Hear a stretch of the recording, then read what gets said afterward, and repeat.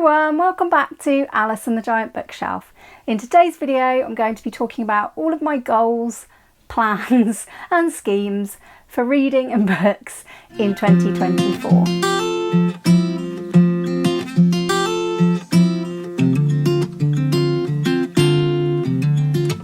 Hi everyone, welcome back to my channel, or welcome if you are new. In today's video I'm going to be talking about goals and plans, and definitely some schemes in there as well, for my reading in 2024. Now, my distinction between these three is I haven't actually got that many goals that I want to work towards, because I am looking forward to quite a relaxed year of reading. So some of these are just plans, things that I'm planning to do, and some of them are still very much in the scheming stage of a plan, which is to say that I haven't worked out all of the details yet, but I do enjoy a good scheme about bookish things. So I'm going to talk to you about some of those things today. Yeah, let's get straight into the video. With it in mind that I still have a giant TBR, I have two goals for reading, and as you would expect, both of those are heavily related to the giant TBR. So the first one is for the giant TBR to stay below 150 books, and at this point in time when I'm filming, I don't actually know where the numbers will end for December because I haven't yet totted everything up after Christmas. But if it is slightly over 150, which it probably is, then I will obviously get it back down first. Ideally, I would really like the giant TBR to get somewhere in the region of 100 this year. And that is an ambitious goal, and that is the sort of ideal. Just to say, if you are new here, I do talk a lot about my giant TBR, and I very much set up this channel with the idea in mind that talking about my books and my TBR on the internet would keep me accountable and stop me from buying books mindlessly, shall we say, buying books that I don't necessarily need or truly want. And I would say the difference with my goals this year is that I'm not setting an out and out book buying ban. I am simply saying to myself that I will be much more mindful about buying books. At the beginning of the year, I do want to control how much I buy, preferably not really buying too much for the first couple of months of the year at least. The goal of getting the TBR down to 100 is probably as far as I want to get it down. My main goal with my giant TBR really, which when I started the channel was at 200, more than 250 I think at one point, was I really want my giant TBR to be more reflective of things that I still definitely want to read. Some of the books on my giant TBR have been there a very, very long time, and I am enjoying getting through some of the older books and sort of assessing whether I actually want to keep some of these books or not. Controlling the giant TBR, hopefully getting it down to around about the 100 mark, by which point I'm hoping it will be more reflective of what I definitely want to read. My other goal, giant TBR wise, for the year is to read at least 52 books from the giant TBR. I pretty much set this goal every year. It's one a week. It's very manageable, and hopefully this will keep me on track to meet the goal of 100 books. So everything else I've got planned for the year is either a plan or it's in the scheming stage. I'm not going to really set myself a numerical goal that I'm worried about in terms of total books read. Last year I think I set 85, and I think I read almost twice as much as that, possibly did read twice as much, but I will probably keep it in that same sort of region because I don't want to put any pressure on myself with a numerical goal other than getting that giant TBR down. So my first very definite plan for the year is that I will be continuing with FOMO Book Club, and FOMO Book Club is the reading book club that I host alongside Gemma from Gemma Books and Jack from Spread Bookjoy. This is one of my favourite projects I've ever done on booktube, and I have absolutely loved reading some of the books that the three of us feared we had missed out on over the past year and a bit. So we do have books planned up to the end of, I think, probably October next year, and hopefully in the summertime, if all three of us want to carry on, we will pick some more FOMO books. So what we've got coming up with FOMO is Tipping the Velvet by Sarah Waters, which we will be reading in January and February. In March and April, we will be reading Bridge to Terabithia by Katherine Paterson. In May and June, we'll be reading Strangers on a Train by Patricia Highsmith. In July and August, it's Unsheltered by Barbara Kingsolver. And our final book for this batch of books will be Horrorstör by Grady Hendrix, which we will read in September and October. So if you haven't joined us on FOMO yet, I will leave the link down below for our Discord channel. If you're not a fan of Discord, we do a live show at the end of every 2 months of reading, and the one for Tipping the Velvet will be over on Gemma's channel, probably at the end of February or the beginning of March. So you can always join us there if you don't want to join us in the Discord. So yes, that is my firmest plan for the year. My other big plan for the year is around the Women's Prize. Last year I helped to run the Women's Prize plod along, which was an unofficial read along alongside the Women's Prize for Fiction.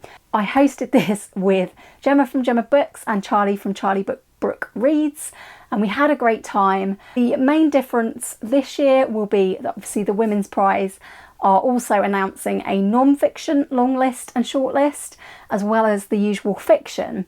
So that will be adding to the prize season, but we will be doing probably slightly fewer live shows because there were a lot of live shows last year. But again, this was one of my favourite projects I've done on BookTube. My plan for this year is not to get too carried away. Last year I read every single one of the long list and I didn't really allow myself to DNF any of them. So this year I'm definitely giving myself the power of DNF and the power of veto, because there's likely to be 32 books if they give us a long list for non-fiction that's the same size as the fiction long list. So the Women's Prize plod along will kick off in February and run until the end of the Women's Prize season in June. And we will be talking along the way, hopefully, to some lovely guests and definitely among ourselves about the long lists and then the short lists. I may plan sort of in the back of my mind to try and read the books on the short list. I'm not going to put too much pressure on myself to read anything that doesn't interest me in terms of the prize this year. And exactly the same as last year, I plan to only read these books either on audio or from the library. I'm not going to buy any new books for this project, hopefully. So my other major plan is not a BookTube plan, it's sort of a subscription plan, and this is a plan with my mum, who I mention quite a lot on the channel. And last year my mum had bought me a Mr. B's Crime Syndicate subscription, and that meant I received a crime or thriller book every month for the year. And at the same time my mum was receiving just a regular Mr. B's subscription that I had bought her for her birthday previously, and we did enjoy getting a mysterious book sent to us every month. But we have a new plan for this year that will involve us choosing the books. So our new plan is, starting from February, because we have plenty of books to go on with in January, we will be going out to a bookshop once a month and buying each other a book of our choice. So I don't know what variety of bookshops we will go to yet. That's all remains to be decided. And I don't know what books I will buy yet, because we can choose anything we want within reason. So yes, I will be buying my mum a book, she will be buying me a book. I may well talk about this on the channel and review some of the books that I pick. So stay tuned for that one. And if you would like to see some content from me and potentially from my mum about this project, let me know in the comments. So the rest of my plans and schemes are probably a little bit more vague. I would really like to continue with Joe Abercrombie, which I've been reading all of his works in order with Gemma from Gemma Books and Jack from Spread Bookjoy. and we're currently listening to The Heroes, and after that we will listen to one more standalone book and then the final trilogy that Joe Abercrombie has written that is set in the First Law world. So I'm looking forward to continuing that in the new year. I would also like to read at least one non-fiction book per month. That's quite a vague plan, but I've enjoyed trying to read one non-fiction a month this year, so I thought I would continue it. I would also like to try and read 5 more books from the Penguin Top 100 of all time, which I have progressed a little bit with, but I didn't have a goal or a plan around it last year. My 2 main plans for my own personal reading are: 1, I would really like to try very hard to read the 24 books that I have set for myself in my 24 for 24 video. You can check that out if you would like to see what they are. And the other books that I would like to really make a concerted effort to try and finish are the books in the TBR tin. These are books I have owned since 2010 or before, and I would love to empty this tin this year. I think we have about 20 names of books left in here, and I would love this to be empty at some point in the year so that I can make it my goal to read slightly less old books that I have hanging around. But yeah, it would be great to clear this tin either by continuing to do trier chapters, actually reading the books, or like unhauling if necessary. Those are my 2 main reading goals, TBR wise, other than the numerical ones. And my final plan is definitely the plan that is currently a scheme. I would love you to let me know in the comments if you would be interested in this scheme coming to an actual fruition. This is a scheme currently around a plan to reread for me, Susan Cooper's The Dark is Rising sequence. I have promised a reader's guide to these, and hopefully that will come out in the new year sometime. I loved rereading these this year. I still feel like this is a really underrated series, and that Susan Cooper is a really underrated fantasy author. And I think that these are books that everyone should read. And with that in mind, I would absolutely love it if people would join me in a prolonged read along, shall we say, of these books. So what I have in mind at the moment is to read each of these books at the time of year in which it is set. Obviously I would read the books in order, but reading them in order and reading them at the correct time of year would mean that this particular scheme, read along, whatever it might turn out to be, would last probably like 1-2 years, maybe even going into a 3rd year. The reason I want to do that, is because I think that Susan Cooper really evokes each of the times that she sets these in. So the first one, Oversea Under Stone, is very much a summer holiday book. So if this was to be a read along, it would start in the summer, maybe this year, with reading Oversea Under Stone. Then there's a gap because the title book in this series, The Dark is Rising, is set at Christmas time, and I don't think I've ever read a book that so firmly invokes Christmases in times gone by.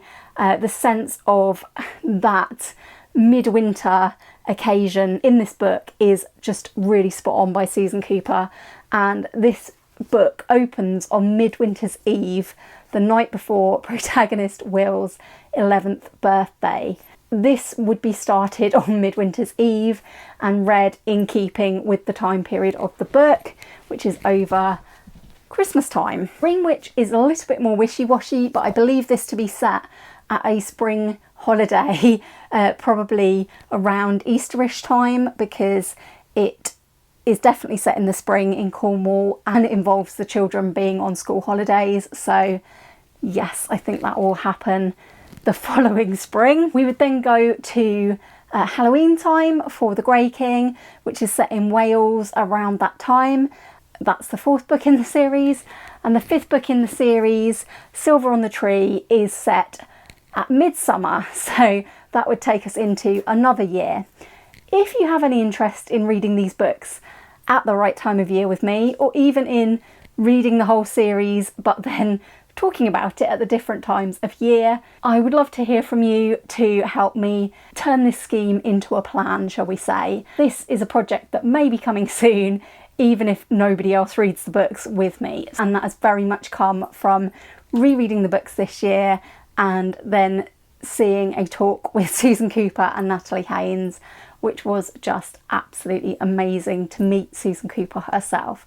Definitely a highlight of 2023. These are all my plans, goals and schemes around books for 2024. Do let me know in the comments, have you made any New Year's resolutions, reading goals, vague reading plans? Tell me what you are up to in 2024 reading wise. I'd love to hear, and I hope you all have a wonderful start to 2024. If you have enjoyed this video today, please do give it a like. Please do consider subscribing if you haven't already. I hope in 2024 to continue making roughly 2 videos a week.